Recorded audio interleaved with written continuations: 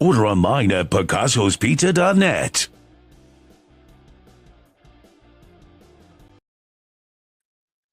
What is up, everybody? Welcome to this Trainwreck Sports Podcast, where we are here to pay the bills. We got a lot to talk about, so let's get right into it. Let's bring in, we got a full squad tonight, too. We got Mike Bunt, we got Mike Partham, we got Carson Hayek, and we are here. Guys, it's been an interesting couple days in Buffalo sports, to say the least. One Bills drive. Let's get right into it, and let's go around the horn. We've heard from Bunt your takes, Bunt, so we're going to come to you around the horn here. But I want to hear from Carson first. Carson, on Monday, unless you're living under a rock in Western New York, we all know what happened on the Jeremy and Joe show Monday morning with Brandon Beane. If you haven't, it's up on their YouTube. I recommend listening to it and then coming back and listening to this conversation. Very important to have the full context. Carson, you have obviously been fully engulfed in this discourse for 2 days now. How are you feeling? What were your thoughts in the moment? And what are you feeling now here at 7:13 Eastern time? Well, first off, when I saw it the other day, I was just waking up from bed. And I got a notification. I forgot exactly. It might have been like JPA football or something. And it said Brandon Beane is currently going off on local radio station. And I'm like, well, that's just great. I wonder what's going on. And then about an hour or two later, I got to it. And man, that's incredible because I can't remember the last time, a general manager, somebody who's in the front office, kind of, went on a radio show and truly let people know how they felt. Not, necessarily the hosts, but the fan base, the media, every aspect of it. I think this is something that's very fascinating because you're going to have half of the people, and I bet we're going to have a few disagreements tonight, but half of the people are going to feel that this reeks of insecurity.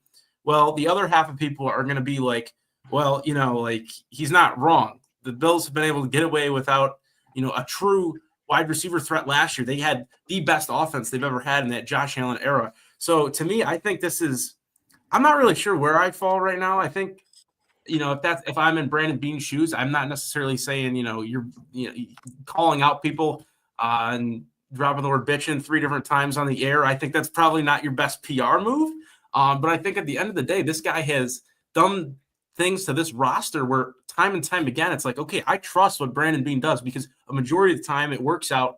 The guy knows what he's doing and he has the track record to prove what he does is successful. So I think this is fascinating. Like, I know this is going to stir some things up. It's been not only stirring up the Bills Mafia and obviously what we're going to talk about tonight, but all of really the course of the whole NFL. I know he's on the Pat McAfee show today. So I think, this is awesome. This is what a little bit of Bills offseason needs. And I'm fired up to hear what a few people got to say tonight in this room. So I'm excited. Let's go.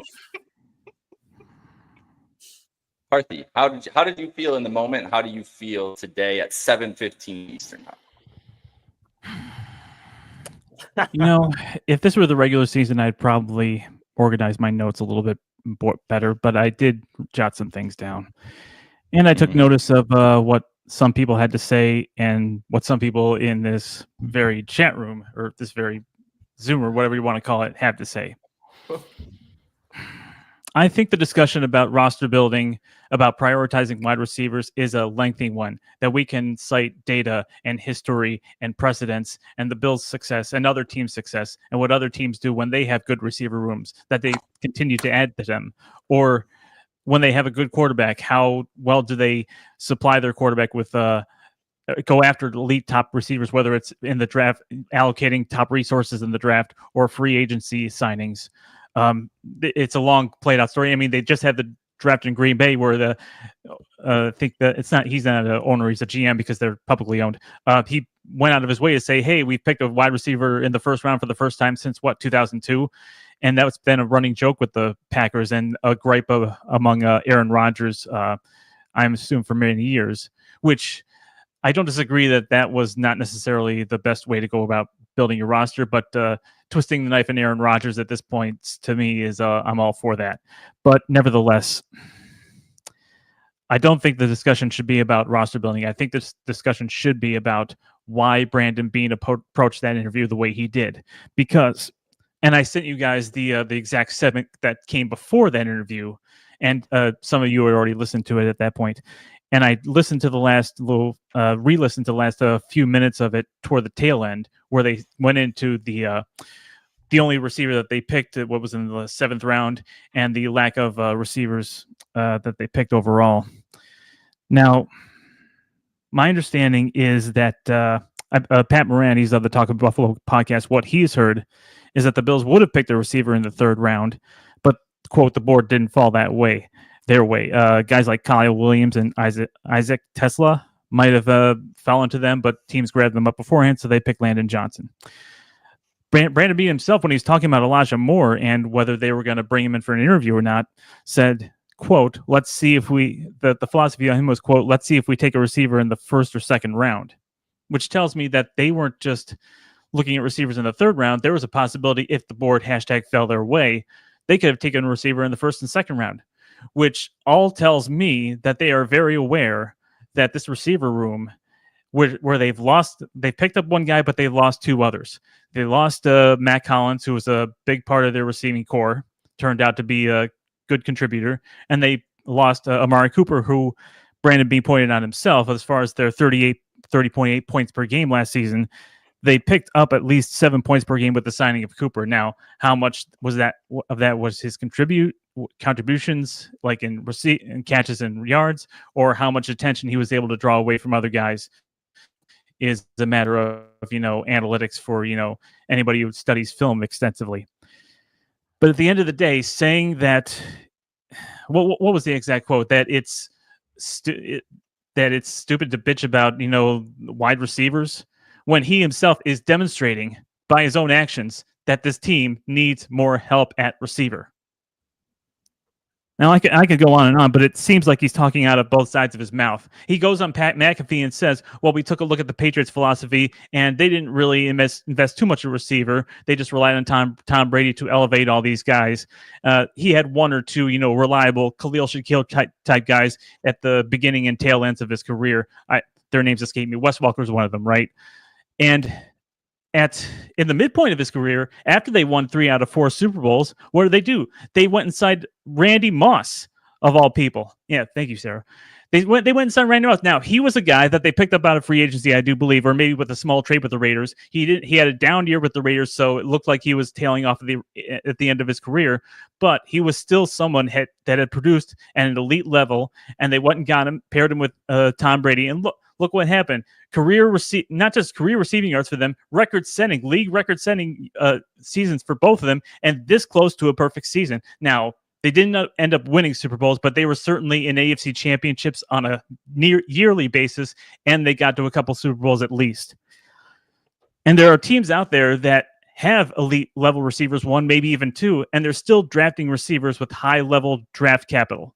So the entire question that Jeremy wanted to ask is, does Brandon Beane not value wide receivers at the same level as other teams? And he didn't even get the chance to answer that question because he just got laid into. And what really annoys me, and I'll go off on another tangent here, is yes, Brandon Beane stood up for Josh Allen when people said when he was voted on as overrated, because we knew better. We knew that Josh Allen is an amazing talent, and he finally got the MVP that he's long deserved. But when he goes off about, in a way that I don't know that was prompted, when he goes off and says, they're bitching about wide receiver, and they're just asking questions about how they're building rosters and how they evaluate wide receivers. And it seems to me like most of Bills Mafia out there simply took that singular quote out of context. That's the beginning of that interview, and must have assumed that these guys, because Jeremy likes to ride the wide receiver train, and he had that big board last year or a couple of years ago, that they must have been harping on wide receiver all morning, and they only just touched on it in the last few minutes of the last segment. And when Jeremy brings up first the question, 25 minutes of the show, then no, they literally have a segment. The Bills missed out on receiver, and it was the first segment of the show from 6 o'clock to 6:25, right after the NFL draft. They put a segment, and then they Jeremy was saying that one of the guys that he was harping on the Bills should take is who's that guy? Malachi Starks, the safety. Malachi. That was his one guy that he wanted to see the Bills draft. He didn't have a specific receiver that said, "Oh, they should get this guy if he falls to them in the first round." But it seems to me that Beane just caught the last few minutes of that last segment. And by the way, Sal agreed with Jeremy that his view that what it looked like the Bills do not value receiver as much as the other teams in the league. And essentially, Beane went on Pat McAfee and essentially confirmed that by saying, "Yeah, we take I'm paraphrasing him here. We take a more passive approach to receiver and we try to allocate our resources elsewhere because that's the way the Patriots did it." And when everybody sees that quote from Beane, the beginning where he's talking about we're bitching about wide receiver, everybody assumes that the entire first 2 hours was just a roast fest of Beane for just not allocating that many resources into receiver. I mean, this year wasn't a deep class. Well, last year was a deep class, and they traded back twice, took Keon Coleman early in the second round, and that's it. That was it. No double dipping or any other resources allocated to them. Correct me if I'm wrong, because I haven't gone back and looked at the draft. They traded up in both the second and fourth rounds, I believe I heard, to get those picks, if I recall correctly, correct? Believe so. Yeah, I think so. But when the receivers in the third round were within reach, at least two of them, they didn't see fit to trade up for them. Last year, they traded back and took a receiver. So it doesn't. It seems it's clear to me that they don't value receiver, and he went and said that they are taking the Patriots approach to how they value receiver. But in the morning, he took offense to the idea that they don't that we're bitching about wide receivers, and I don't know. I'm just rambling at this point. I don't know.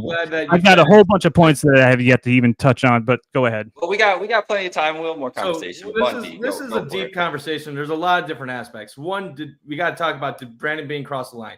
Two, what provoked him in the first place? Three, does he not value receiver, and do the Bills have a receiver problem? So I'm going to do this as quickly and best as I can. So, Jake, if you want to get a tweet out about me rambling out, you can get it right now. Number one, did Brandon Beane cross the line? Yes, it's pretty obvious that he crossed the line. He took an opportunity to basically take his anger and frustration out on Jeremy White and Sneaky Joe. Was it justified? Well, that depends on who you ask. There's part of the fan base that loves it, part of the fan base that doesn't love it. Was it professional? No, not at all. But if people are acting like they don't know what provoked this, are you kidding me? It's nothing that happened Monday morning. It's 5 years of them talking about receiver like this. Literally every single thing the last 3-4 years is receiver. They always talk every time the Bills were talking about running the ball last year. They'd be like, it's stupid running the ball. Why are you running the ball more in the modern NFL? Pass the ball. And then what do the Bills do? They run the ball and they get to the furthest point that they've gotten since the Super Bowls in the 90s. It's the constant questioning their offensive scheme. It's the constant questioning their passing attack. It's the constant questioning about their weapons. You know why people are questioning the receiver room? Not because the Bills haven't put assets in their receivers. It's because they don't like the players that the Bills put assets in. In the last 12 months, the Bills have given near a $15 million contract to Khalil Shakir. They've given $13 million to Josh Palmer. Okay, if you don't think Josh Palmer is that good, fine, whatever. But they gave him number 2 receiver money right there. Then number 3, they got Curtis Samuel last offseason when they had almost no salary cap room. And he's a guy that perennially normally gets around 60 catches a year. Yeah, did he have an offseason last year? 100%. But he was also hurt, and his production was better as the season went on. Number 4, they literally drafted Keon Coleman with the 33rd overall pick last year, which means they have 2 players that they've invested almost $15 million a year in, and a second-round pick, almost first-round pick receiver in the last 12 months alone. Anybody would say those are major assets involved. The reason why people don't say that with the Bills fans is because Bills fans don't think that Keon Coleman is good. Bills fans don't think that Josh Palmer is good. So if you just want to say you don't believe in these guys, just say that. That's easier than saying he doesn't put assets into them, because he has put assets into them.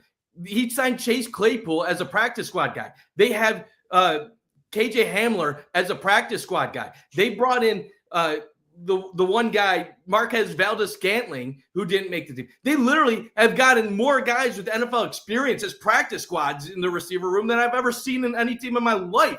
They have invested in receiver. Just because you don't like the receivers they've invested in is a different story. Also, he makes another point. When you have a $50+ million quarterback, you're going to have holes on your roster. They have one of the best offensive lines in football. They have one of the best rushing attacks in football. Where did they suck last year? Defensively. The defensive line and then the corner room. Why did they focus heavily on defense this draft? Because it was one of the deepest defensive line drafts in years. So, AJ, you're right. They are bums. But don't say he did not investing. He went after guys. They invested in defensive line because that's where the depth of this draft was. They drafted a corner because they needed a starter. This was a weak wide receiver draft. If they would have drafted somebody in the 3rd, 4th round, 5th round, you know who that person would have been? Wide receiver 5 in a battle with Laviska Shenault. And you would have gotten a special teamer that would have gotten 10 to 20 catches for 250 yards and 2 touchdowns. Great. Unbelievable. What a huge impact that makes on the team. And then we ignore this team scored 30.9 points a game last year. That was number 2 in the league. They are an efficient. Sarah, I'm yelling because I'm on a rant. I'm sorry. But I'm yelling because this is a conversation. The offense wasn't the problem last year. They scored almost 31 points a game. And I get it. They could be better at receiver. I agree. I wanted them to draft a receiver in the 3rd round, the 2nd round, 3rd round when they traded back. Jake and me were doing the show live. I actually was like, I would love a receiver here, but they're going to draft Landon Jackson. And they took Landon Jackson. And the reason why they get mad, why Jeremy White is getting mad, not Jeremy White, why Brandon Beane is getting mad at Jeremy White and them is because they're the faces of the receiver train, and they have been for years. And he's tired of it. This wasn't not because even, of the draft. This not was even because just that. we could talk about double dipping last year. Okay, they didn't double dip at receiver last year. Could they use more receivers? Absolutely. I'm all in favor of more receivers. But ask yourself this. What did the Bills do last year? A fundamental offensive philosophy shift. What did they do? They ran the ball more times, more effectively. And what happened to Josh Allen? He lowered his turnovers. He protected the ball better. Amazing how that works. Amazing how the Patriots won 6 Super Bowls without stud receivers. But then when they had Randy Moss and Wes Welker in their prime, they won nothing. Is that a coincidence? No. What did the Patriots do during those years? They won with star tight ends. And have we forgotten the Bills still have a 1st-round pick invested in Dalton Kincaid? They still want Kincaid to be a big part of this passing game. Just because he hasn't doesn't mean he won't. There's so much that we are neglecting with this team. And then there comes the point of salary cap allocation. You don't have room to just spend money on all these guys. You need to focus on building a complete roster. Do you know where the Cincinnati Bengals are going to go in the future? Probably not going far because they put 30% of their salary cap in their quarterback and 2 receivers, so they have no defense. Their defense sucks. The Bengals are trash, and they're going to be trash going forward. Maybe they'll make the playoffs, but good luck making deep runs with 3 players on your team that are any good. The Bills want a complete team, and I'm tired of it. Too many of us are talking about this like fucking fantasy football and Madden and all this other stupid shit. And Mike, it's okay. That was the most incendiary thing that they only regarded as fantasy football. Hold on. No arguments yet. I want to get my piece in before everybody starts arguing because then I won't. Can I just finish my one thought? Yes. Can I just finish my one thought? Then you can argue. I want to get my piece in though. I don't mean this to be condescending to anybody. I really don't. But I covered college sports. I covered professional sports. The one thing I always say on this show, the one thing I always say on Trainwreck is that when I present my information, I present it from what somebody that is at that level is thinking. I'm not just trying to tell you what a fan is thinking. I'm trying to tell you what a GM, what a coach, what a player is thinking. I told Jake before the draft, then the first, and this is common sense stuff too, so I'm not going to take credit for this, but I told Jake before the draft that I had inside information that the Bills were going to draft a corner and 2 defensive linemen. Did I not, Jake? You did. The Bills knew what they were going to do for the last 2-3 weeks. Anything about receiver in the draft was a rumor. It wasn't from inside One Bills Drive. They were going corner, 2 defensive linemen. That was their plan the entire time. And I've always said, people get mad at me because a lot of times I'll say stuff from Brandon Beane's perspective, or I'll say stuff from other GM's perspectives. Brandon Beane coming out and saying what he's saying, granted, you can like hate it all you want because it is condescending and it is putting people down. And I'm not saying this is professional at all. He's basically saying people that think this are idiots and they don't understand why the Bills took that step last year. Their step last year was because they went away from focusing on a diva receiver, elite receiver. He knows they need to get better. That's why Elijah Moore was in the house. He's not saying I can't add a receiver.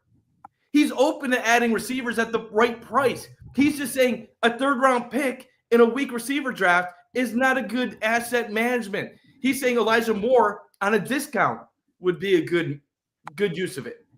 That's all that's going on. He's not saying we can't improve. He wants to improve. That's why he's continuing to bring guys in. But when you have limited money, you have to decide what's a bigger issue. What's our defensive line that sucked last year, or the number 5 receiver on the team that's going to play 10% of the snaps? Okay, so before you guys jump in here, I have a couple. I don't really have much more to add on a couple of the things you said, so I'll keep it brief. And I've already shared much of my stuff.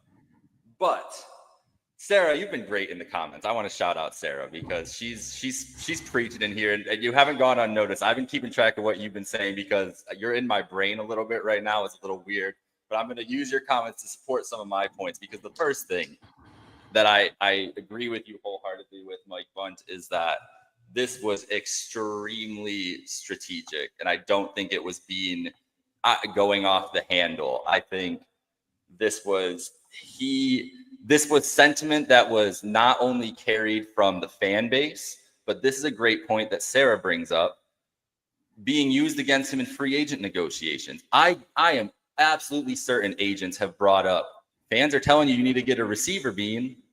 They will do anything. Agents will do anything and everything to get a better deal for their receiver, including social media. 100% that is something that is probably irked Beane, as Bunt mentioned, not only this past season, but for the past 5 seasons. The other thing I want to mention about the wide receiver conversation that Beane mentioned that is the most pertinent thing to me. He mentioned about having an alpha wide receiver. They've done that.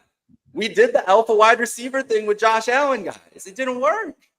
It didn't work. And so they're trying something new. And they were good last year. They got to the brink. So do you think hold on.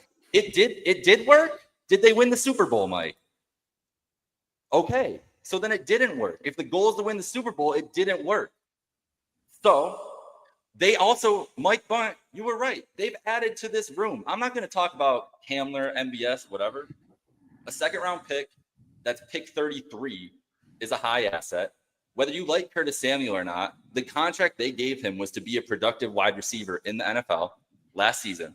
So that's 2 premium assets on wide receiver last year.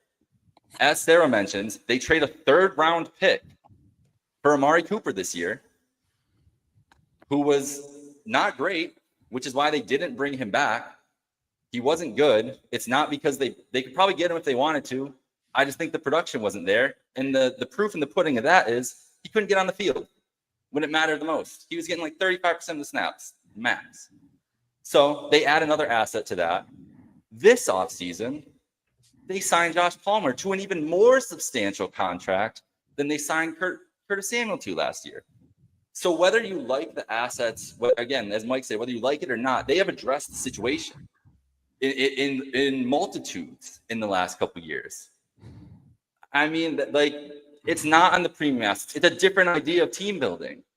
There's different ways to build franchises. But they've tried the alpha wide receiver thing. And we just saw how that went. Like, it flamed out spectacularly. They're not going to jump back into bed with that again. They're burned by it. Whether you think it's right or not, they feel burnt. They talk about Diggs like he's the boogeyman now. They don't even mention his name. They don't follow him on Instagram.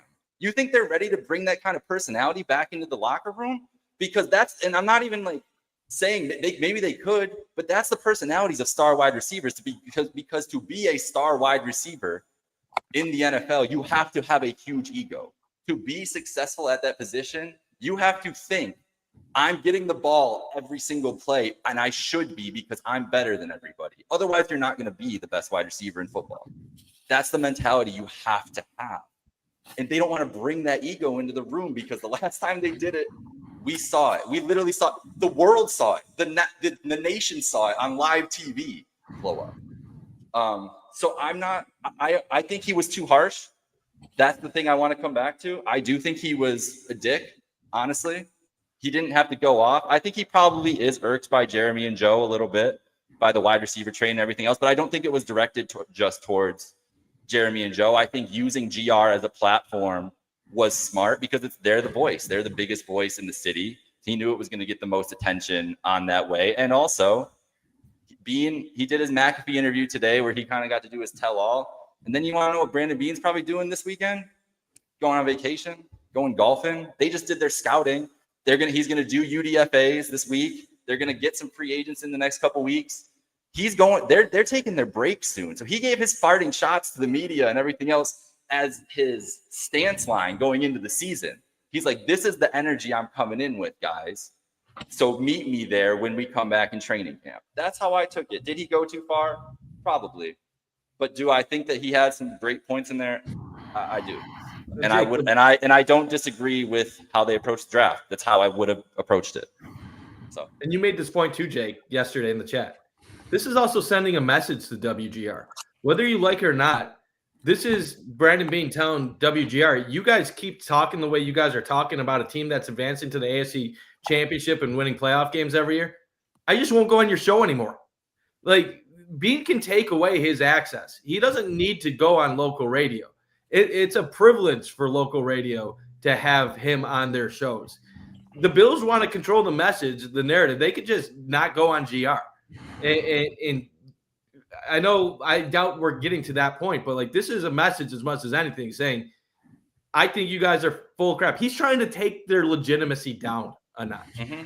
He's basically, in that moment, he's saying, I'm a general manager of a team that's won 68 regular season games over the last 6 seasons. Has gone to 2 AFC championships in the last 5 years. That took a chance on Josh Allen when you guys thought that Josh Rosen was the way to go. And yeah, was that silly? Yeah, it is silly. But you know what he's doing with that point? He's trying to remind them. He's trying to alpha them. He's trying to make a point to them and then the casual fan. You guys doubted me once before, and you guys looked awful stupid at that point in time.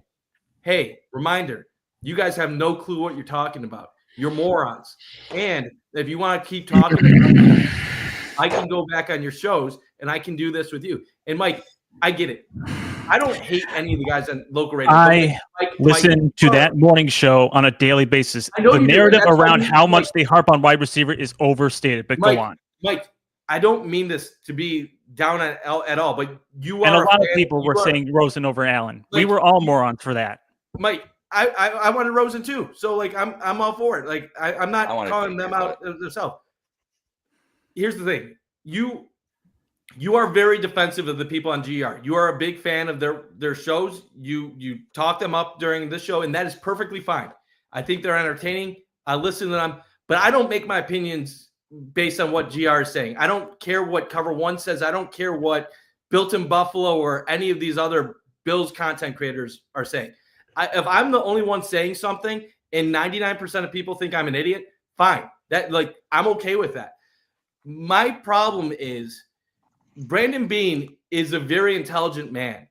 And the things that they say when they're questioning some of his philosophy and common sense, it is calling him out. And here's the thing. If the Bills sucked the last 5 years, I'm all for it. If the Bills went 6-11 last year, question him.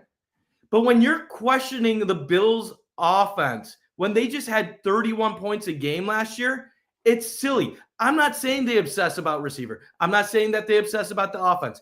But this is a theme that has happened throughout the years. And I listened to their show all the time in the past. It is something that they talk about. And other fans have said the same thing as well. This is Beane basically trying to put them in their spot. He's basically saying, if you guys keep going because, like, let's be real, we can check a general manager or a head coach or a player. We can hold them accountable. If a quarterback's not getting the job done, get a new quarterback. The GM's not getting the job done, they're not winning, fire the GM. The same with the head coach. But you know who doesn't get checked?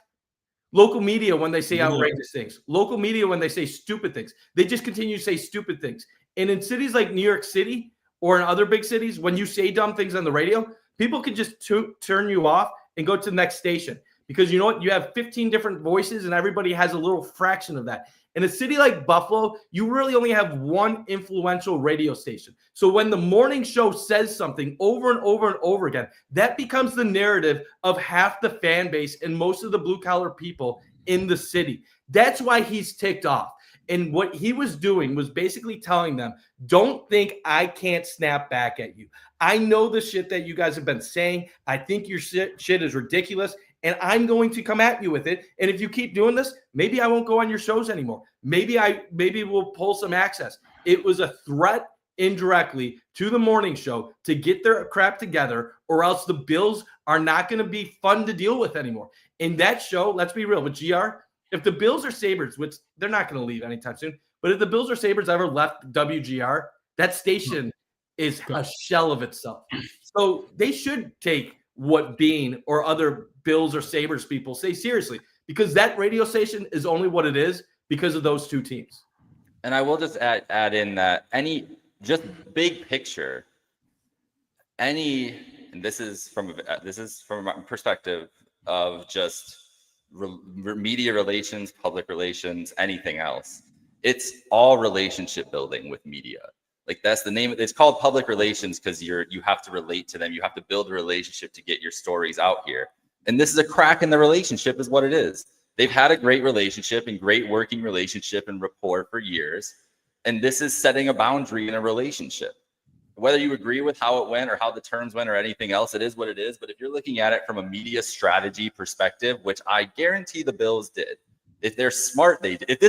Here's the thing: if this is just Beane going off the cuff, then this is fucking idiotic, in my opinion. The Bills are a very smart team when it comes to their communications, their PR. They're buttoned up. Leaks usually don't get out of things, so that's why I'm choosing to believe they strategically wanted to get this message back out there. But just it's a relationship, and you have to. And sometimes if you're the whatever, the person being reported on, the interviewee, whatever it is, you have to push back and you have to fight back. And so they're just drawing a line in the sand, whether you agree with it or not. That's up to the public to decide that. But that's what he's doing, is putting it in the public sphere to decide. It's the court of public opinion for a reason. So he wanted to change that narrative around a little bit. Jake, and I think that they've done a good job of it. Let's be honest, Jake. Like, our whole time, Brandon Beane's been the GM. I'd say for the most part, he's been kind of a chill dude who's been fun to be around for the most part. And for him to do this, I think, yeah, you guys have touched on it. Everybody knows it. It's a substantial step. He's, attacking the feet here of media members where it's like, hey, like, the results speak for themselves. You're lucky I'm kind of doing this. And in response to, in the defense of WGR, they have so much time, and this isn't a shot at them because everybody does this. But when you have this much time to cover air, and it's the off season, and I guess you're fresh off the draft, so you do have things to talk about. But it's always easier to throw hypotheticals out there, and sometimes those are taken a little bit too far, or people run away with those ideas with hypotheticals. So in their defense, there is things like that I think people have completely blown out of proportion. That things that were said or maybe thrown out there. But for Beane to come out and always there's people hired in the PR department for any professional organization. So I think for them to come out and let Brandon Beane off the leash and just kind of let him go after, I think that's very significant tell, because I cannot remember, a last time somebody in the front office, let alone the general manager of a core 4 sport or anything like that, has really been let off the leash that much. Like, yeah, sure, there's times where they'll bite back in an interview, but that's impressive, let alone at 8:00 in the morning. So it's interesting. It means one of two things. And after we all wrap up, I do want to talk a little bit about our actual draft class, because we do have some players to talk about. And I do want to talk about the receiver position and if he's right or not about his feelings. The one of two things that it means with Beane snapping is, one, he's either feeling the heat from the fan base of not winning a Super Bowl yet, and that he can feel a little bit of tension and pressure, or there's a second possibility. He knows he is so safe with what he has done in Buffalo with Terry and the Bills' success that he is at the point now where he doesn't give a crap. Because if it can mean one, you can interpret it however you want. I think it's he feels so safe that he's not worried about anything. People say, "Oh, the pressure." We don't know anything about any pressure. Terry Pegula has never indicated at one time that there's any pressure on Brandon Beane. And after how bad the Sabres have been, Beane is not likely to get fired when Pegula knows how quickly things can go wrong with a team. If anything, this is sending the message Beane thinks he's untouchable. And the Bills basically have given him the leeway to say and do whatever he wants. And I think that is more likely a possibility than anything else right now. And that we'll see what happens. I think this is going to be an isolated incident and that it's going to go away. I think he gets upset with the losing to KC every year, but I think we're at the point now where I'm not sure he's too worried about his job. He when he hears something that he thinks is ridiculous, he's going to say it. He's a straight shooter a lot of times in these. All right. Before we move on, I just have to make a few points. Some takes that I've seen on Twitter and some things that I've jotted down and some of my own perspectives. I want to get this all out here because I don't want to leave any stone unturned, essentially. Some replies to there was a tweet with Brandon Beane's quote on Pat McAfee show, and some replies I want to read. Jeremy's point, I think this is quote somebody replying, is that wide receivers are expensive. Good ones are. It's good to have them on cost-controlled contracts. He only wanted to ask Beane if he thinks he values them less than their peers. Completely fair question in my mind, unquote. Another one. Drafting players is the way to get positions of value and need, like wide receivers on cheap deals. He has selected one wide receiver on day 2 of the draft in 7 years, 0 in round 1. Over the course of the same time, he has used 8 picks on D-line in the first 100 picks of the draft. So I don't think it's a question that they don't value wide receivers the same way they value defensive line. Another one, as far as, they're paying Josh Allen so much so they can't pay other guys. Hey, the Eagles say hi. This one quote says, I think they're paying Hurts $51 million a year. Still have an elite O-line, still have an elite running back, and 2 number 1 wide receivers, and the defense isn't too shabby either. By the way, on the point of defense, do we remember the year 2021? Who was the number 1 defense that year? Number 1 overall defense, number 1 scoring defense, the Buffalo Bills. What happened? We went into the Kansas City and got 36 points scored in this regulation. We can talk all about Trey White being injured for that game, but at the end of the day, even if we improve this defense from mid-range to, upper third range to number 1 in the league, let's say all these guys pan out, all these pass rushers, all these cornerbacks, and we get to number 1 in the league, but it's not quite enough to get the number 1 seed, or even if we do get the number 1 seed and the Chiefs came to town like they did 2 years ago, and they still beat us. What's the question going to be then? Because a lot of the narrative going around in some of these podcasts is there is no more excuses from Brandon Beane with the amount of capital he's invested in the defense. I'm going to go on here. Let's see. The Patriots that same year, 2021, they had the number 4 defense. They came into our place, and we put up the perfect game on them. So defense is not indicative of performing in the playoffs. And by the way, that's my overall point as far as the 38.8 points per game. Past result, the quote is, past results don't guarantee future performance. So I don't want Brandon Beane to just rest on his laurels, especially when 2 of those receivers from last year's receiving core are no longer with us, and they've replaced one of them so far. And now they're looking at Elijah Moore, which was a name that they actually did bring up in that particular segment before the Brandon Beane interview. Mike, I have to jump in there. I have to jump in quick because you said past results don't inform future results. Guarantee it. So then the past results of the defense not performing in the playoffs doesn't guarantee that they won't perform this year in the playoffs. So you kind of said the same thing. And the same thing too. We're talking about how they're not focused on the offense. The Bills were the only team in the NFL that had 2 shootout games that were 40-plus points scored by both teams. So if there was a shootout game last year, the Bills beat the highest scoring team in the NFL in a shootout. So we're talking, they don't have the receivers, yet they literally did what nobody else in the NFL did the entire last season. And Here's the thing. Part of me, and trying to tear this apart if it's just a narrative or it's just a feeling on my part, but it's just my perspective. After 78 wins over 6 seasons, the most wins in 6 seasons without a Super Bowl, which, by the way, when that was brought up on ESPN, my understanding it at Resurgence at their little draft party, there was a collective groan in the room. People are no longer interested in regular season banners. People are no longer interested in AFC's championships. But okay, here's a couple of quotes from McDermott. He said at the end of the season that he wanted to stretch the field vertically and horizontally. And Sneaky Joe on this show observed that 4 years ago, McDermott said, you never want to lose your fastball, and that's why they signed Emmanuel Sanders. So I think McDermott is invested in stretching the field horizontally and vertically because all these too high shells that they were throwing at the Bills for the last few years, that disappeared last year. They're going back to single high shell. And that's why they got Josh Palmer. What's that? That's why they got Josh Palmer. He literally is good at. All right, we will see if Josh Palmer will pan out. We'll see if Curtis Samuel will pan out. We'll see if Keon Coleman will pan out. We'll see if Dalton Kincaid can rebound. But that's the point. But Mike, that's the point. Like, they literally have invested in these guys, and you're saying they're not investing. They literally just did in all these guys. You don't like them. Just say it. I don't like them right now. I don't like the trajectory they're on. Now we got and to hope, the point. Now hope is not a very Mike, good Mike, team strategy, Mike, and that's what the Sabres are trying to find out right now. You got to the point, though. We finally got to the point. I don't like them. Who they invested in. They're number twos. Mike, I don't want to argue with you.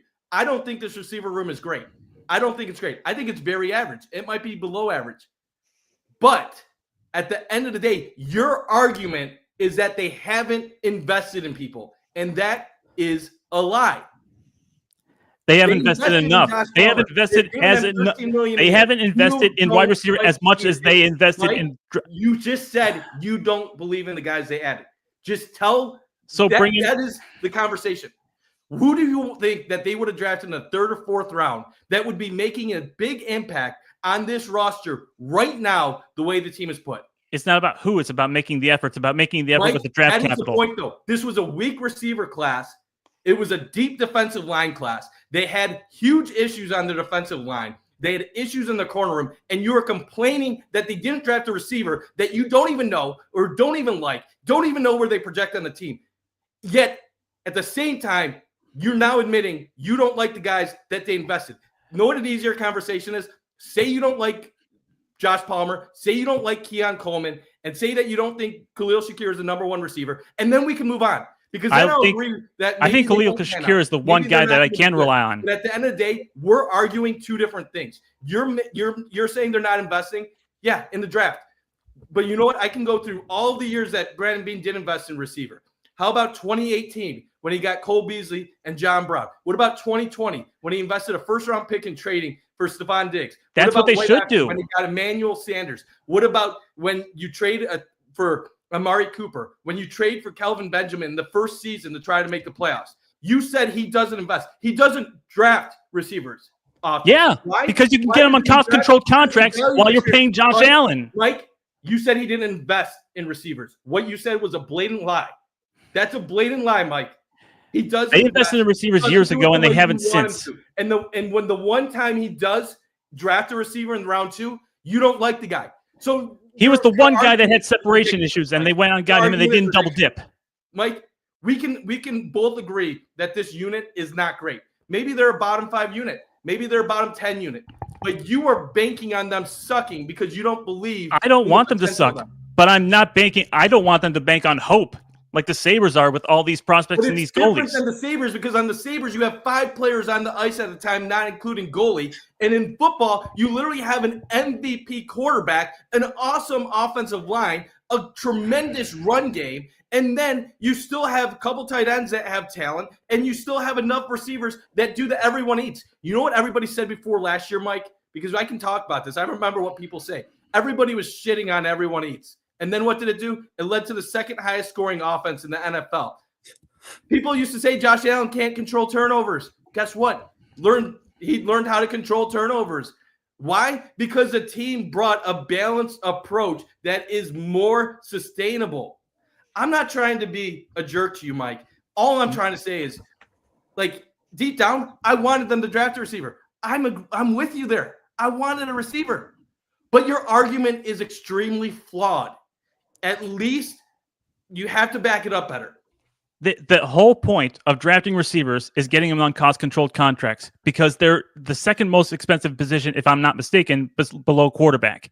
If you want to find a good one and you want to be able to have one under a big Josh Allen contract, then you have to spend more draft capital on them and not just exclusively on the D-line. 8 picks in the last few years in the first 100 picks and only 1 in receiver.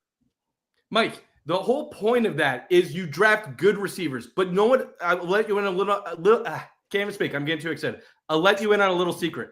Just because you draft a receiver in the 2nd, 3rd, 4th round doesn't mean they're going to be good. Right. So you have to keep reinvesting like they keep reinvesting in D-line. Or you find other areas to be good on offense and you find an approach that's well-rounded. They don't let's be real. Khalil Shakir has 1,000 plus yard potential as a slot receiver. He's better than what Cole Beasley was. And Cole Beasley was an all-pro receiver the one year in Buffalo as a second-team all-pro, I believe, as a slot. Khalil Shakir has 1,000-plus yard potential, 80 to 90 catch ability. Josh Palmer in Buffalo has the ability to be a 50 to 60 catch guy for 800 yards. Keon Coleman has the potential to be a 40 to 60 catch guy for 700 yards. You still have Kincaid, who you're trying to get the ball to 50-plus times a year. We get the running backs involved. Where are you spreading the ball out to all these people? Let's be real.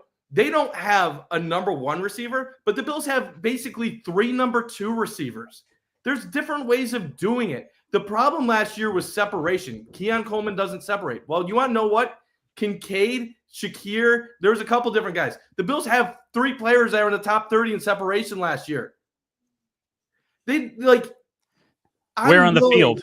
Are they separating it within 5 yards of the line of scrimmage, 5 yards past the line of scrimmage? Separates down the field. All right, good. And I do this because I've watched the videos and I've heard Beane talk. In the last Bills Embedded behind the scenes, Brandon Beane literally talks 3 times about how Josh Palmer was a down the field target for LA and that if he had better quarterback play, he had 2 double moves that he was wide open and nobody hit him on. If you can listen to clues, if you pay attention to things they're saying, it's clear what they're doing right now. Palmer's their deep intermediate guy. Coleman is their athletic catch, do something with the ball guy, make a play out of nothing. Shakir is get open underneath, get the 5, 6, 7 yards first down. Samuel's gadget dude. And then Kincaid is, I'm going to be a tight end and you're going to try to Travis Kelce and make a tight throw into me. And then after all of that, you could say the running backs are the normal running backs. Knox is your normal tight end. But number 5 receiver, number 6 receiver, they're going to block. They're going to block. If Josh Palmer turns out to be what they expect him to be, then great. Hit for Beane. But I believe I heard the same things about Curtis Samuel last year. He's the separator. He didn't have a great quarterback with him. He got hurt. And who knows if he can come back from that. That's a lingering injury. And let's be real about Curtis Samuel too. Yes. He didn't have a good season. I'm not going to deny that at all. He was awful last year. But Curtis Samuel's the number 4 receiver on this team right now. So your number 4 receiver is a guy that averages 60 catches a year when healthy and plays a full season. That's your number 4. Your number 3, in terms of catches, is your 2nd round pick from last year. Your number 2 is a guy that is Josh Palmer. We'll see if it works out or not. And your number 1 in terms of what catches is going to be is Khalil Shakir. The point of this being, they don't have a traditional receiving core. Could they get better? Absolutely. But at the end of the day, it's about putting points on the board. That's all that matters. And when it came down to it, those last 2 drives against Kansas City, they couldn't stretch the field. And that's one point that McDermott's been saying he's prioritizing. He wants to do. You watch a lot of football. Do you not remember how football was played last year across the league? Josh Allen won an MVP throwing for less than 4,000 yards. Yeah. Pat Mahomes. Because he had no, do you want to know because of who he had to work with. The voters basically looked at who he had to work with. Last year? They scored 22, 23 points a game. You know what they scored the year before? Around 23 points a game. So while the Bills, with their no receivers, are scoring 31 points a game, Kansas City's struggling to score 23 with the GOAT quarterback. And we couldn't outscore them when it counted. You want to know something? All those years of the air raid offense, do you know how many times the Bills scored 31 points a game? But yet, you want to know another thing? Offenses were at an all-time high during those years. So actually, compared to their competition last year, the Bills' offensive scoring last year was actually at a higher rate than they've been maybe in franchise history. And you're complaining about receiver. I get it. They could improve. They could improve at any goddamn position on the team. But I don't hear you clamoring for goddamn safety. I don't hear you talking about how Terrell Bernard sucked and how they could use another damn linebacker. They could use help on so many damn positions on this team. And we are so hyper-focused on receiver. That is what Brandon Beane is pissed off about. We're not hyper-focused on the receiver. They're unhyper-focused on the receiver. This is why Brandon Beane is pissed. Because you're not talking about linebacker. You're not talking about safety. You're not talking about half the other goddamn positions on the team. I'm not talking you. I'm talking fans in general and GR. He's mad because literally the conversation that's going on about wide receiver could literally be discussed about with half the other positions on the Buffalo Bills. And you don't, because it's not a sexy thing to talk about the backup linebacker. And I'm sorry for taking this out on you, but this is why I'm pissed. This is why Brandon Beane is pissed. And this is why he went off, because it's a stupid conversation. Maybe it's not about resupplying the wide receiver, and I'll put that out. Maybe it's not about resupplying the defense. Maybe it's about getting out coached in the playoffs. Because you know what the Philadelphia Eagles did in the Super Bowl? They stunted their ends around on those weak tackles. And they took advantage, and they just sacked the hell out of Patrick Mahomes, and they harassed him all game. Did the Bills ever think to do that? Did the Bills ever think to do anything different in the playoffs? Because this was a narrative going into last year's playoffs that maybe the Chiefs are holding stuff back. And then coming out of that game, we're hearing quotes of, wow, they did stuff I never saw before. Maybe at the end of the day, it's just coaching and strategy and getting outmaneuvered. And maybe they got to come up with a better way of attacking the Chiefs. But I go back to your quote. Hold on. I go back to your screenplays. I go back to your quote that you shared with me earlier. Past results do not guarantee future, or whatever the fuck the thing was. You know what I'm saying? They addressed defensive line. They said we couldn't get to Mahomes like the Eagles could, so we got a bunch of freaking big boys in here. Which we talk about the draft a little bit. They got big boys. They got a D end who's going to get into this rotation. They got a 350-pound mammoth who I would have taken in the second or third round. I looked at him both times. I was very happy with that. And they got TJ Sanders, who has, from what I understand, at the very least potential to be another elite pass rusher on the interior. So I think they're doing what they're trying to do to get after Mahomes. If they can get a game wrecker out of this class, a Myles Garrett, a Trey Hendrickson, on a cost-controlled contract for 5 years, then awesome, because that's what I feel is the key to unlocking the potential of the defensive line, guys like Greg Rousseau and others. But if they just rely on the rotation of guys, if they rely on guys being fresh rather than just raw talent or scheming up better strategies for pass rushing in the playoffs, then I think it's just going to be the same story over again. That we can have a great defense in the regular season, have the most awesome offense in the regular season, and when it comes down to the Chiefs, they're just going to outmaneuver us again. I'd argue they've never do a lot of what the Bills do. I'd argue that Brandon Beane has never invested like this into the D line, like the last 4 years. The significant investment they put into it, the contract they gave to Oliver, the draft picks, 3 defensive tackles in the last 2 years. Bosa contract, the Rousseau deal that they just gave him, drafting Epenesa and Rousseau back to back. The two guys who suspended. They have 11 guys. They're going to have to, like, Daquan Jones might get cut.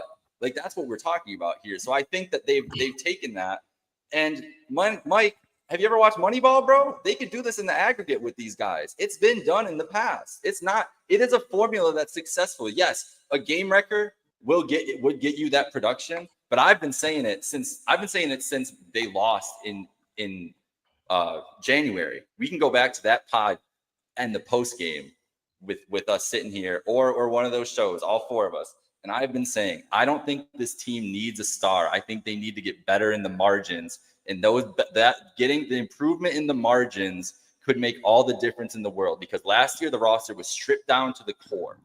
And so this year was going to be ads all across the board, no matter what they did in the draft. Even if they picked 7 wide receivers in the draft, they would have been a better team, because they stripped it down so much and took on so much dead cap this year I don't think they needed to add a game wrecker. I think they just needed to add another wave of good players because they had lost and bled so many good players from the last couple of years for cap casualties.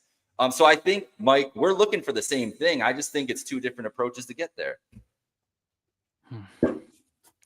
If they don't find a significant, like, double-digit sacker among this class or on their own roster already that's developing, and they can't get the defense up to speed, or even if they get the defense up to speed and they can't be the Chiefs in January, then what the heck are we doing? It doesn't Well, yeah, matter. we're all sitting here in January if they lose to the Chiefs again, being like, what are we doing? I mean, yeah, of course we are. So, like, they go 17-0, and they get to the AFC Championship, and they lose 21-17 because Josh Allen throws 4 interceptions, but then the defense holds, like, it wouldn't be because Josh, in my pictured mind, like the last couple of years, it wouldn't be because Josh Allen throws in 4 interceptions. It's because Josh Allen has the ball in his hand with the chance to win the game, and he's dinking and dunking and doing these wide receiver screens because he can't stretch the field, and the teams are not respecting them because they're giving them single high show. Do you remember the AFC divisional round game 2 years ago in Buffalo? They all blurred Josh Allen had a guy by the name of Stephon Diggs on his team that year, and the Bills' average play was like 4.5, 5 yards. He had that one ball. If he caught that ball. Mike, they had an elite receiver, and they literally dinked and dunked more in that game than they did last year. The Chiefs have had an elite defense the last 2 years. The Bills were moving the ball against the Chiefs last year. They had success. The problem with the Bills last year wasn't that they couldn't pass the ball. It's that they got stopped on the tush push 3 times. The Bills' offense was fine last year. They failed to execute in the biggest moment, but in that game, they were fine. Like, I'll even pull up the numbers right now. Like, I'm not going to say it was a normal. How many points did the Eagles score them in the Super Bowl?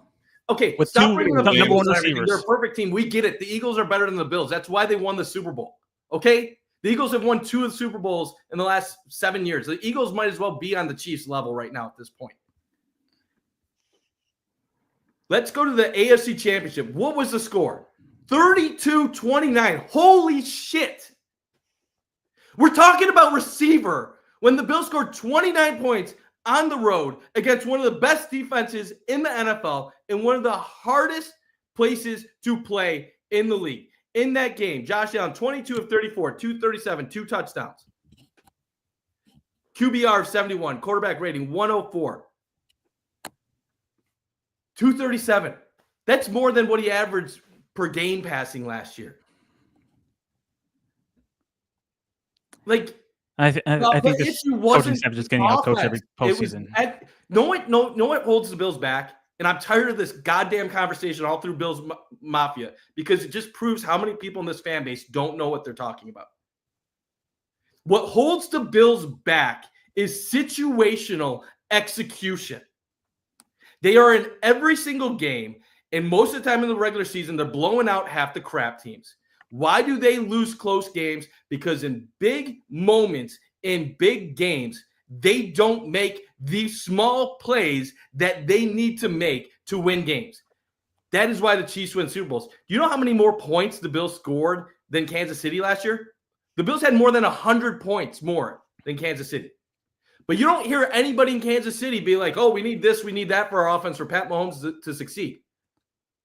Because they still win. They keep investing in wide receiver. Yeah. With draft capital. And they score 8 less points a game. So how's that working, Mike? I'm just saying, like, your points. Well, the Bills keep investing in D-line, and they keep coming up short in the postseason trying to rush the quarterback. So should they stop? Mike, the point is, we all agree the Bills could use another top-end receiver. You're not getting that in the 3rd, 4th round. That's the problem that we're having with this conversation. Jake thinks they need more receivers. I think they need more receivers. Carson thinks they need more receivers. But you think that some Joe Schmo out of Utah State is going to be the difference between them getting to the Super Bowl or losing to Kansas City. That's why I'm arguing with you. Because if you told me they could get Stephon Diggs back on the team, like, say another person of Stephon Diggs' talent. You got like Joe Travis, and he's 1,300-yard receiver with 9 touchdowns a year. Sign me up. Bring him to Buffalo. I would love that. But you know why that guy isn't coming to Buffalo? because a guy like that is a $20 to $30 million receiver, and we can't afford him right now. Then the other option is have a bunch of number 2 receivers, 13 to 15 million. You can afford them. Then draft someone. That's one way of doing it. Another way of it is let's just draft first-round pick receivers. Let's get second-round pick receivers. But we know why they didn't do this year. Because they needed a starting cornerback.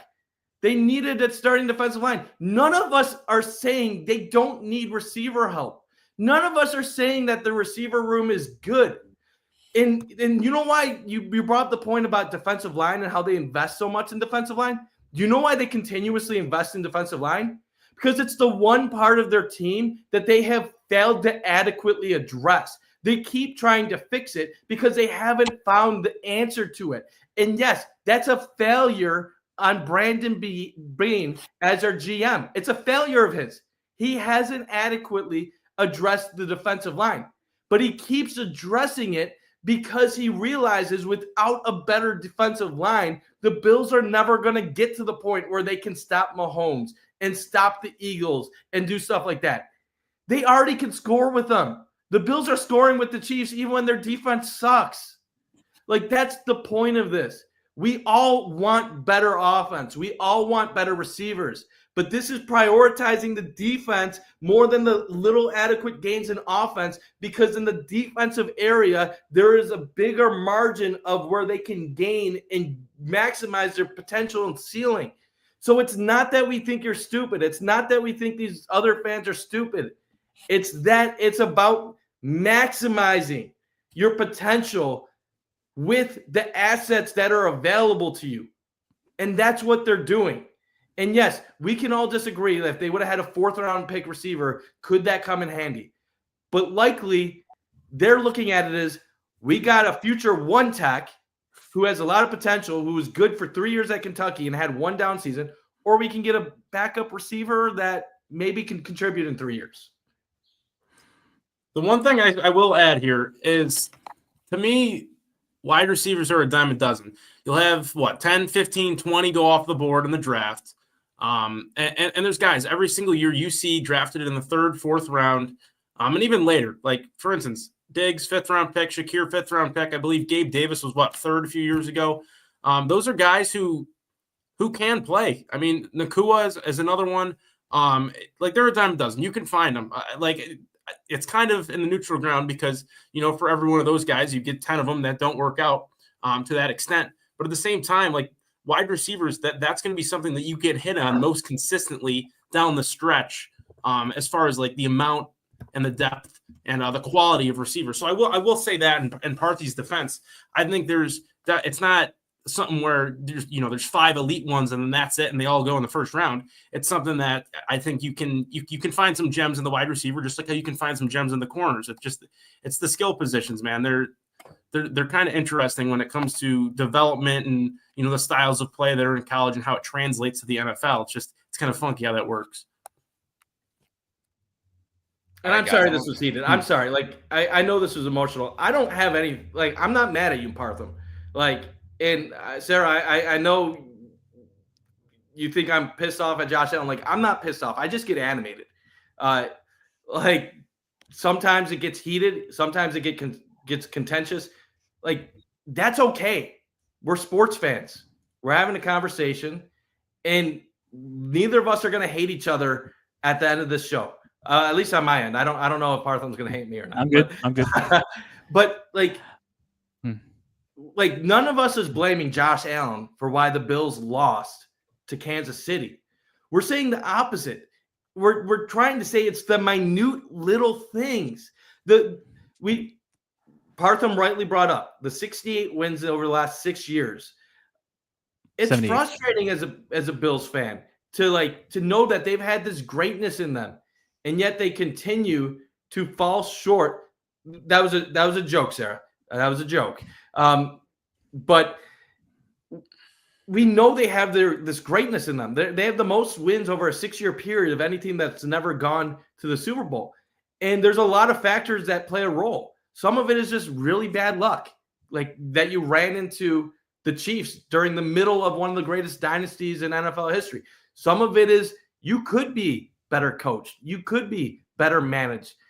And then some of it is situational efficiency. And that's why this conversation is so difficult, because the fact of it is we're trying to all point our fingers at what's holding them back, when the reality is it's these little teeny things that combine and they result in a 3-point loss in an AFC championship where you could have gone to the Super Bowl and won it. And it's tough saying that, but like, why didn't the Bills win a Super Bowl in the 90s? I mean, they missed the field goal. Then there's focus issues. There's partying. There's always some little things. And I think the frustration from Beane comes with knowing that he's in the middle of a stretch that is one of the best regular season stretches in the history of the league over the last 25 years. And instead of getting praise for it, people are talking about a fifth receiver on his team. That's why he's upset, because the fact of it is luck goes a little bit the other way. The Bills could be 3-time Super Bowl champs right now. You think about LeBron versus Golden State. If LeBron didn't go up against Golden State for 4 straight years, LeBron would have 7 championships. He'd be the greatest player in all time, and Michael Jordan would be in the back door. But things sometimes go this way, and people act. What's happening is because Allen's getting older, he's getting closer to 30. He's not a young, I don't know, duck anymore, whatever they say. People are starting to get antsy. Fans are getting antsy because they're afraid of wasting the Josh Allen era. And that's leading to ridiculous takes, ridiculous opinions, and people not using their brains. And ultimately, we have to remember, like, Josh Allen, as long as he doesn't lose his arm or his brain, he should still be a premier quarterback for the next 7 years. If he fades out like Cam Newton did, then Josh Allen was never the quarterback we thought he was. Because Cam faded once he didn't have his legs. If Josh fades once he loses his legs, that means he was never intelligent to the intelligence level we think he is as a quarterback to take his game to another level without his legs. If you can't be great without your legs, you're limited. I think Josh Allen is not limited. I think Josh is incredible, and I think he's a guy that can be good up until his late 30s. So if he's that guy, we have another decade in front of us. There's still time. To Brandon Beane bringing up the whole Josh Allen, Josh Rosen debate from back in the day. Can someone remind me who was that quarterback that Josh Allen worked with in the 2019 offseason to the 2020 season? Jordan He worked Palmer. with someone, Carson Palmer. The Bills should build Jordan Palmer. Jordan Palmer. The Bills should build a statue to him outside the new Highmark Stadium, because if it wasn't for him, Josh Allen would still be a 55% completion percentage, under 3,000 passer like he was for his first 2 seasons. But anyway, I want to bring up a few players just to mention. Most of the top receivers in at least last season, first-round selections, and that goes to the point of investing early capital in receiver. But you can still find a guy like Amon St. Brown in round 4, pick 122, or Terry McLaurin for the Washington Commanders, round 3, pick 76. Conversely, you can find top sackers both in the first round and later rounds. You can find Jonathan Greenard from Minnesota, round 3, pick 90. You can find, you'll have to get up to pick 12 to find Micah Parsons, but then Andrew Van Ginkel, also from Minnesota, in Minnesota right now, round 5, pick 151. All I'm saying is 3 defensive linemen and only a receiver in the 7th round. I could have been happy with cornerback, defensive lineman, and receiver in that order, but at least get me one of each in the first 2 days. And then I can say, okay, you're not just investing everything in one position, you're investing across the board, and you know where your needs are. Yeah, I think that's fair. I think it's the argument is about it's a very, what I love about this discussion and argument is that it is very smart and it's very nuanced, because we are looking at it from a team building perspective for how you build and how you build a winning franchise. Like I know I know that you have looked back and looked at how teams have won Super Bowls and what they've looked like in those moments. I know we all have done that, and all of us have our own philosophy of how a football team should function and be built, and how that they would probably win the best. And it's just coming out in this moment because, as you were talking about, Bunt, we're all feeling antsy. Whether it is, I finished my blog the other day on Trainwreck Sports. Shameless plug. Obviously, go check out all our stuff on our website. We got everything there, all our shows, any blogs, anything else. But I put at the end the other day, just about the fact that this is it's uncomfortable because we are dealing with generational trauma. Like that's as simple as put it is. That's what we're dealing with. This is not about the conversation that the fans are having right now. Is not just about the 2025 Bills or even the Josh Allen era Bills. These Bills are dealing with the 1990s Bills, the 70s Bills, the Bills that haven't won a Super Bowl for 60 years. They're having to carry that too. And fans have to think about what that, like, players don't give a shit about that. I'm telling you, Josh Allen doesn't care that the Bills lost 4 straight Super Bowls. He wants to win a Super Bowl because he wants to win a fucking Super Bowl, bro. Yes, it will be nice if he brings a Super Bowl to the city of Buffalo. I agree that he will feel good. Hold on. He will feel good about that he did that for these people. But these guys, if they are motivated to win Super Bowls playing football, they're doing it for themselves and for the work they put in. They're not doing it for anybody else. And not all of them care about Super Bowls. Some of them just want to get paid. Some of them just want to make as much money as they possibly can to set up their family for generations. And that's fine too. So we just have to keep people's intention in mind. Anyways, continue, Martha. I agree that they're not affected by the past trauma of, Super Bowl teams and playoff failures.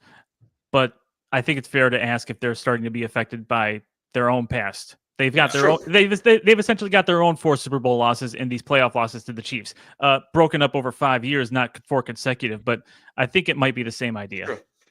They're not getting. They've only gotten blown out once, as opposed. It's basically the inverse of the Super Bowls, where they came close once, blown out 3 times in a row. Now they've gotten blown out once and then came close 3 times against the Chiefs, at least. But you have to admit, Partham, it's a lot heavier for a fan like you, who I know watched for Super Bowl 25 and was in shock at the result and everything else in that moment, and a fan who is just like someone Carson's age or even my age who sat through and they're basically their whole childhood witnessed this team be not even trash, just so painfully average that we never got anything exciting to happen. And now dealing with that, I do think it's 2 different weights, and I think it's 2 different problems that it presents, because honestly, I think the newer fans present a way bigger issue because they don't know any better. They don't know what it takes to actually get there. They think they know how to get there. I think the fans who have been there and seen this have seen the wars that are more, and that the angst comes because it didn't happen, not because the process is not going the right way all of a sudden, as much as, you know what I mean? Like, it's 2 different like generations of fans that both have complete different understandings of what the Buffalo Bills are, or not even understandings, but like what they are to them in their life, right? Like what the Bills are to me in my life is much different than my dad, who raised me as a Bills fan. So but we all have now experienced our own specific trauma, and none of us have experienced winning the Super Bowl. So I agree that we are at like almost, if not, I don't even want to say a fever pitch, because they don't win this year, it's just going to be louder next year. But the pressure is rising, I think, in the fan base. Can I give my small little hot take on those 90s Bills now being older and reflecting and watching 4 Falls of Buffalo and all that stuff? I remember in that AFC Championship game, they were all saying the right things. It was Bruce, it was Jim, it was Marv, it was all down the line. The goal is to win, not just to go. You saw them show those quotes in that documentary. By the time they get to the 4th one, 4, they're showing up 4. The fans are saying piss them off for go for 4. The guys are holding up the 4s, and they're talking about how sweet it is to go to 4. Going to 4? And the players thought, yeah, we were going to go to 4, and we were just going to piss off the world. Going to 4 is your goal now? Instead of winning 1? The narrative completely changed from the goal is to win, not just to go, to let's go to 4 and just piss them off. I think that field goal miss, no matter how even if they won the next one against the Washington, that field goal miss would have been in their minds like, oh, we won one, but we should have two. Because if you remember what the Packers back in the day when they beat the Patriots and then lost to the Broncos the next year, the guys in the NFL Films reflection on that say, yeah, we won one, but the loss sticks more in our mind. Mm-hmm. I think that the first one just traumatized them to the point where, as much as they were focused and not partying, like they were in Tampa for that short week leading up to the Super Bowl, I think they just got in their own heads. They were miscuing all over the place in the second one in 26. They were turning the ball over late in the game in 27, and of course they just completely fell apart in the second half in 28 after Thurman's fumble. And they were saying it themselves. They were missing tackles. They were just showing lack of no effort.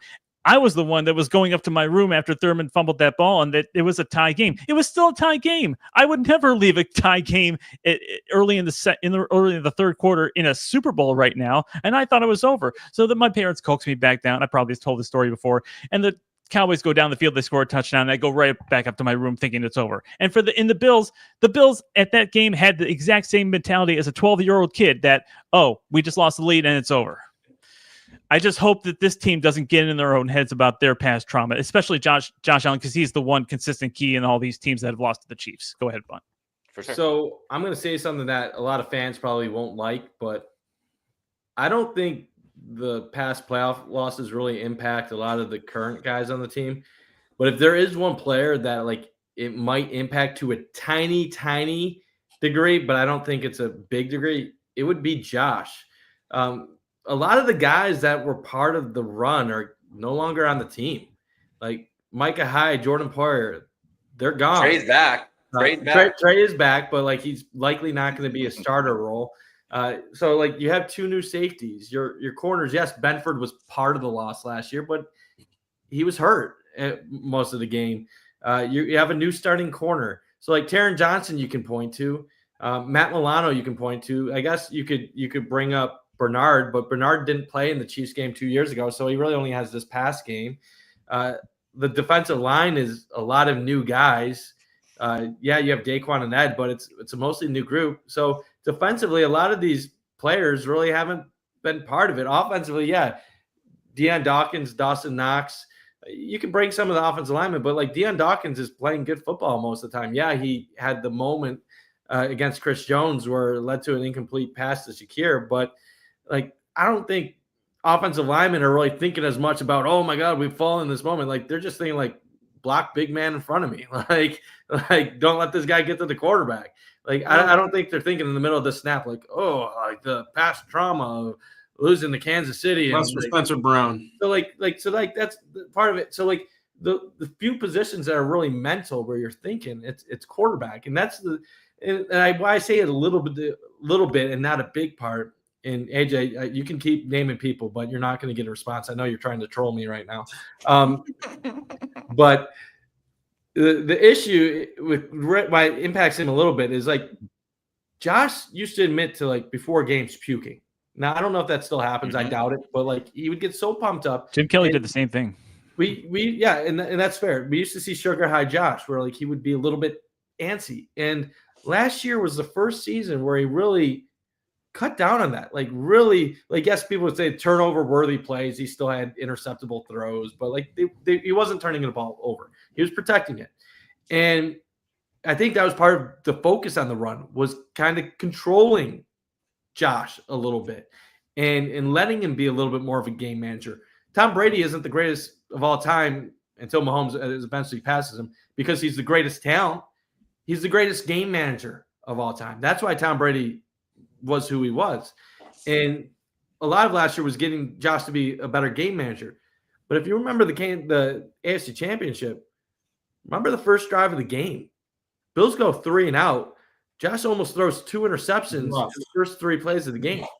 There's a snap later in the game where he has Curtis Samuel wide open, and it would have been a 30-yard completion. Throws it in his feet. When we're talking about minuscule little things, that's what we're talking about right there.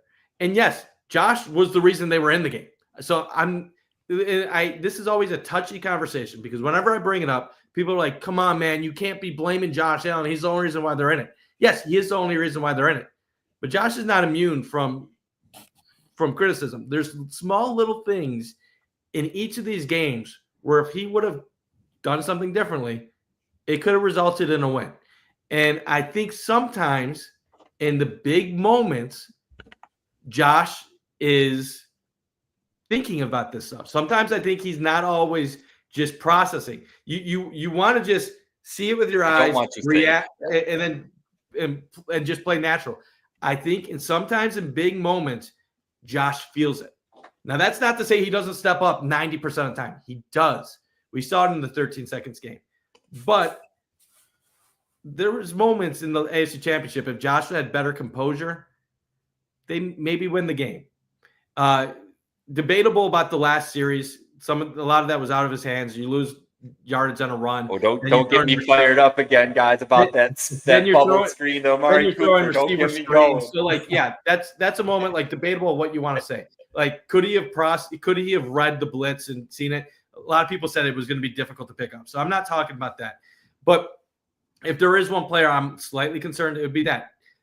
There's really not anybody else offensively I'm too worried about. I don't think Deion and Spencer are worried about it. I don't think Dawson Knox is a big enough part of this team to worry about it. So really, when we talk about trauma going forward, they got rid of the guys that have experienced the worst of the worst. I think last year is tough for us as fans because they were so close. That's the closest they've gotten since the 90s. But they didn't lose last year in a traumatic, blew it ourselves.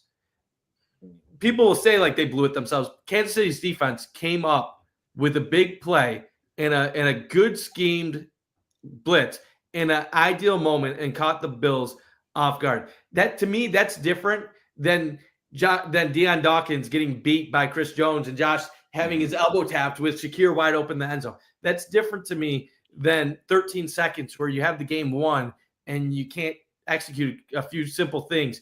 So I'd say this going forward. Jumping Josh, in to get – go ahead. The last thing I'll say. I'm sorry. I know I'm going on long. No, you're good. You're good. The last thing I'll say about it is I think that's why so much of this resetting has happened the last 2 years. It's admitting these older guys, we haven't got done with them. What are the odds they have something left in the tank that's going to get us any further than what we already have? We need to get younger. The retooling defense is basically saying we need fresh faces. We need guys that haven't endured that trauma, that have that confidence that they can pull it off. And it led to their furthest result since 2020. So if anything, I always said last year was a step forward year. Like a lot of fans look at it as another year they fell short. I look at it as last year was the first year of the next phase of Josh Allen's career. And then you see what they do in the offseason by extending everybody. This is the group now where you're talking about Poyer, Hyde, and all those guys, Mitch Morse and Stephon Diggs. That group is gone. Now it's Bernard, Benford, Allen, Shakir. Like this is the new group. And in 5 years, we'll see if these guys got it done or not. It's a great point. To jump in on just jumping back to the game. I don't know how we turned this somehow into a draft, Brandon Beane and AFC Championship recap game. So I'm going to just give my final point on that game. My point going into that game, the preview of that, was that game can't be close anyways. The whole thing about the Bills is leave no doubt. Don't get into these close games. Beat them out. And so, yeah, we can complain about the play at the end of the game. But as you said earlier, Bun, it's a million little plays through the game where they should have they were better than that team. And they played a B- game. If they play an A game in that, they win by 10 points. I truly believe that. That's my last thing on that. Going back to the question here from AJ that he wanted to drop on us. Are we happy? Basically, AJ, you're asking here, honest question. Are you pleased with how the Bills have addressed the receiver room post Stephon Diggs, not points per game or how elite the offense is, the receiver room? I'll answer first. No. Honest answer, no. You'll see, because I can't say that because you can go back and check my tweets for the last 2 years of banging on the table for Xavier Worthy or the year before banging on the table for a receiver then too. I would be a liar if I said I didn't want them to address the receiver and try to get another elite receiver, even when they had Stephon Diggs. But I think it's not fair to have that conversation without the context of last season in the fact that nobody expected them to be a 13-win team. And then they had this new build of a team and new offense and new thing and everything else and won 13 games. So I think we have to take that context in and look at what the trends around the league and everything else and take that into context. So this season, going into the draft, I wanted them to get DK Metcalf. I was in on them getting a big receiver, everything, but I was also happy with the Palmer signing. And going into the draft, when me and Mike did the mock draft, they did exactly what I wanted them to do. I wanted them to go cornerback, defensive tackle, defensive end in the first 3 picks. So yes, I did want them to address the wide receiver room more. But in this moment at 8:37 Eastern on April 29th, I'm happy with what they did, and I'm happy with the receiver room where it's at. If you guys don't mind, I'm going to cut out for tonight. We've already gone like an hour and a half. We've probably gone over our allotted time. We can wrap up here. Just want to shout out to Kevin and Sarah and AJ and everybody in the comments for asking good questions, bringing up some good points. So I don't know when I'll see you guys next, if there's a juicy topic to talk about or another controversy or something. But I'll at least be back by the time we get to actual regular season games. So until next time, peace. Sounds good, Parthy. And I know you have to head out too, Carson, so we'll just wrap it up right now. And the last thing I want to say, I do believe the receiver room has problems. I think that's, Jake, I don't know if I'm struggling to make this point. No, I don't think so. I'm not saying the receivers are good. It's a nuanced conversation. The receivers aren't good, but they don't have to be for us to win. Yes, that's the point. The receivers aren't that great, but it is what it is. And there's reasoning behind it that is nuanced and deep, and not just that they don't want to draft receivers. That's the point. And we all want better receivers on the team. You can't have everything you want. That's the point. You have salary cap, you have limited draft picks, you have free agents that are willing to come to you, free agents that aren't willing to come to you. At the end of the day, you put it all together and you make the best of it.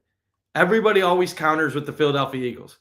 Well, if the Philadelphia Eagles are the only team that Bills fans are countering to, well, then the Buffalo Bills must be pretty damn good, because the Eagles are only other team. They won the Super Bowl. So if the only 2 teams people are going to keep telling me is, well, the Bills lose to the Chiefs, why can't they be more like the Eagles?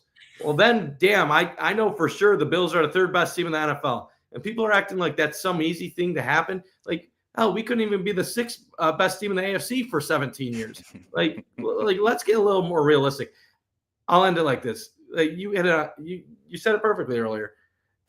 The young people have forgot what it takes to win, and they have taken it for granted. And a lot of this fan base has exposed that they don't remember how hard things were during the drought. Some of them maybe weren't as passionate at that point. Yeah. Maybe some people are now coming out because they love Josh Allen. I think, if anything, the success we're having is exposing how limited our fan base actually paid attention during the tough years. Just more so how it's changing and how we're adding more casual fans and just national fans. Carson, I know you have to go in a minute. Is there anything you want to leave us with before you have to go? I mean, I'll put a bow on this, because I think you and Parthy had a great conversation tonight. And again, like, everybody wants the same thing, right? It's just, how do you get that same thing? So as far as, AJ, great question. I think it's really hard to answer, because at least for me, I'm okay with what they've done at the wide receiver position. Like Bunt said, they've invested. You can't deny they haven't invested. It's been more of a quantity over quality thing. Let's be honest here. They've brought in a lot of guys who are just, they're there. And they have some potential, but, it maybe hasn't worked out specifically how anybody thought it would or, hoped for.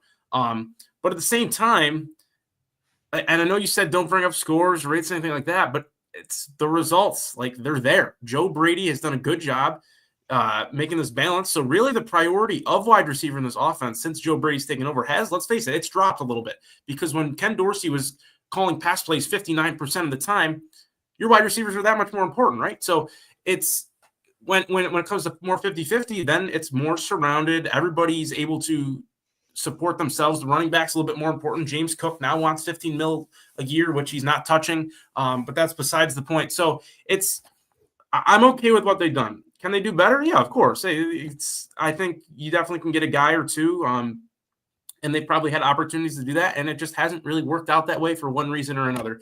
So, like Bunt said, if you're going to use the Eagles as an example, I think that's a 10-man argument because they're the Super Bowl champions, and there's only one of those a year, and their team's a super team for a variety of reasons because Howie Roseman somehow gets it done year in, year out. And Beane has done a phenomenal job, really since the get-go, turning this organization around from where it was and getting the right people on the bus, getting the wrong people off it. So I'm happy with what they've done wide receiver. I'm not too thrilled. I'm not over the top anything about it, but it's got the job done. The results have been there. There hasn't been a drop off, and I'll just leave it at this. And Beane, we trust. Well said. Well said. And before we leave, I have to say one last thing, and then we can go. One last thing. Maxwell Hairston. Actually, think of it. Max Hairston. Let me get it right. We had not said his name at all this podcast. The Bills' first-round pick. They drafted him, cornerback, going to maybe be the starting cornerback across from Christian Benford this year. It took us 1 hour, 31 minutes, and 40 seconds to mention Max Hairston. DJ Sanders, second-round pick. Landon Jackson. Deontay, what is it, Walker? Deontay, yes. Who we got? Jackson Hawes, my boy. Big tight end. Yeah, these Dorian Strong. Jackson, what's that dude's name? From Ohio State. Who was the middle guy? Josh Hancock, I think his name is. Jordan Hancock. Who's the seventh rounders? We gotta get to that. Maryland wide receiver. Prather. Yeah. Caden Prather. Yeah. One. Prather. The lineman. So this is now officially a Buffalo Bills draft recap show. Shout out Max Hairston. All right. I have to apologize to him like the rest of the time. Just be like, sorry, Max. We didn't forget about you. I was very excited. And you know what? That's perfect, though. Next week, we will talk and break down the Bills 2025 podcast on the Pay the Bills podcast. So stay tuned for that. We paid the bills. Shout out Picasso's Pizza. Shout out to Mike Partham for joining along. Yeah, and also shout out to everybody in the comments. This was a really engaged, awesome group. Sorry we couldn't get all your stuff up here because, as you saw, everybody was spitting hot fire this whole time, but we love it. We all got one mission here, as we've been saying here. We just want the Bills to win a Super Bowl. We're all just Bills fans, and it just shows how truly passionate and how bad we want that to happen. So this is going to be a fun summer. It's going to be a fun season. But for tonight, for this April 29th edition, we are Paid the Bills. Thank you all. Have a great night. Go Bills.